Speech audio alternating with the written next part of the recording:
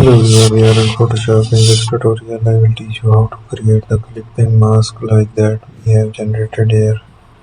So that's the image we have adjusted into that shape by using the design. So first of all, we will remove it. There is a shape. I will embed the image on it. So that's the image.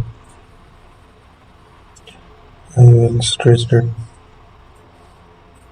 make it fixed. So create the clipping mask there. So we can use the shapes paints over it. So there is a paint we can generate there.